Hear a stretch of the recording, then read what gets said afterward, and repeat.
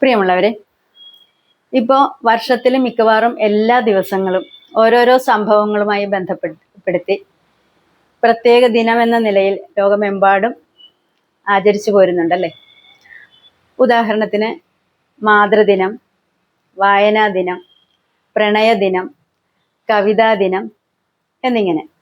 അതുപോലെ ഒരു പ്രത്യേകതയുള്ള ഒരു ദിവസമാണ് ഇന്ന് ജൂലൈ 11. ഇന്ന് ലോക ജനസംഖ്യാ ദിനമാണ്. ഈ ജൂലൈ 11 എങ്ങനെയാണ് അല്ലെങ്കിൽ എന്നാണ് ലോക ജനസംഖ്യാ ദിനമായി ആചരിക്കപ്പെട്ടു തുടങ്ങിയത് എന്നതിന് ഒരു ചെറിയ ചരിത്ര പശ്ചാത്തലമുണ്ട്. നമുക്കിന്ന് അത് കേൾക്കാം കേട്ടോ. 1987 ജൂലൈ 11 ലോക ജനസംഖ്യ 500 കോടിയിലെത്തിയത്. അന്ന് 500 കോടി തികയുന്ന സമയത്ത് ജനിച്ച ഒരു കുഞ്ഞ്, അത് യൂഗോസ്ലാവിയയിലായിരുന്നു. പഴയ യൂറോപ്യൻ രാജ്യമായ യൂഗോസ്ലാവിയയിൽ പിറന്ന ആ കുഞ്ഞാണ് 500 കോടി ജനസംഖ്യ തികച്ചത്. ആ ഘട്ടത്തിൽ ലോക ജനസംഖ്യ വളർന്നു വികസിക്കുന്നതിനെ കുറിച്ച് സജീവമായ ചർച്ചകളും ഉണ്ടായി. പിന്നീട് 2 വർഷം കൂടി കഴിഞ്ഞ് 1989 ജൂലൈ 11 ഐക്യരാഷ്ട്രസഭയുടെ സംവിധാനമായ UNDP അഥവാ യുണൈറ്റഡ് നേഷൻസ് ഡെവലപ്മെന്റ് പ്രോഗ്രാം ഇവര് ജൂലൈ 11 ലോക ജനസംഖ്യാ ദിനമായി പ്രഖ്യാപിക്കുകയായിരുന്നു. ആ പ്രഖ്യാപനം പിന്നീട് ഐക്യരാഷ്ട്രസഭയുടെ പൊതുസഭയും അംഗീകരിച്ചു.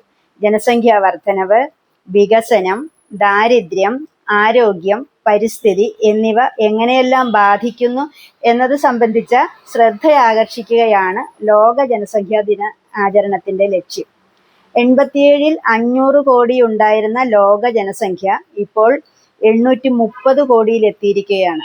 ലോകത്ത് ഓരോ മിനിറ്റിലും ജനസംഖ്യ 130 വീതം വർദ്ധിക്കുന്നു എന്നാണ് കണക്കാക്കപ്പെടുന്നത്. 2060 ആകുമ്പോൾ ലോക ജനസംഖ്യ 1000 കോടിയിലെത്തുമെന്നും കണക്കാക്കപ്പെടുന്നുണ്ട്.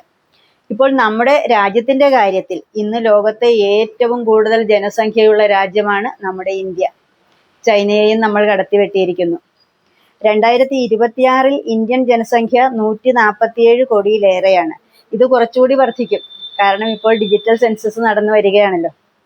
ഇത് അടുത്ത വർഷം ആരംഭത്തിൽ പൂർത്തിയാകും. അതായത് ഈ ഡിജിറ്റൽ സെൻസസ് അടുത്ത വർഷം ആരംഭത്തിൽ പൂർത്തിയാകുന്നതോടുകൂടി 147 കോടി എന്നുള്ളത് 148 149 കോടിയൊക്കെ ആയി വർദ്ധിക്കുകയും ചെയ്യും. ലോക ജനസംഖ്യ 2060 1000 കോടിയാകും എന്ന് കണക്കാക്കപ്പെടുന്നു എങ്കിൽ 2060 ഇന്ത്യയിലെ ജനസംഖ്യ 171 കോടിയാകുമെന്നും കണക്കാക്കപ്പെടുന്നുണ്ട്. എന്ന് പറഞ്ഞാൽ ലോക ജനസംഖ്യയുടെ ഏതാണ്ട് 1/5 ജനങ്ങൾ നമ്മുടെ ഇന്ത്യയിലാണ് ജീവിക്കുന്നതെന്ന് അർത്ഥം.